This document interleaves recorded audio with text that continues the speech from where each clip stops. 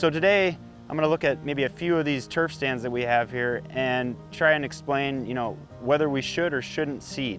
If you do have a thick stand and it's thinned down and it's not quite dead, you're looking at some of that green tissue, you might be able to save that without overseeding. All you're going to need is a little bit more water and fertilization to bring that turf and thicken it up. Especially if it's a bluegrass stand, it will spread by rhizomes and spread out and fill in. Tall fescue, on the other hand, it's more of an erect growth with short rhizomes, some of the newer varieties have, and it won't spread as big. So if you have patches, then it's probably going to be time to overseed. So when it comes to overseeding, the main thing is to get good seed to soil contact. And what we have here is a few different machines, an Errifier, power rake, and just a plain old rake.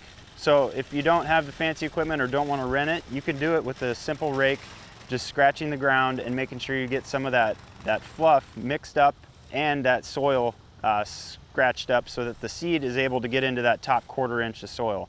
And that's going to be your best bet to get a fall establishment going. On the other hand, looking at what type of seed to use, if you do have a Kentucky bluegrass lawn or a tall fescue lawn, you kind of want to match it. If you have a mix, then go with a mix of both again, and you'll be good to go and try and have your lawn similar to what it's been in the past. All right, so when is the best time that you can start seeding? Right now is actually the ideal time to start seeding cool season turf. So from here on all the way to almost the end of October would be pushing it. So try and get it done before that, let's say first, second week of October, depending on the winter we have or the fall we have. You could get that grass up and seeded before we get into the too cold of temperatures where it's going to stop growth. So another thing that you want to look at when you're doing a seeding is fertilization.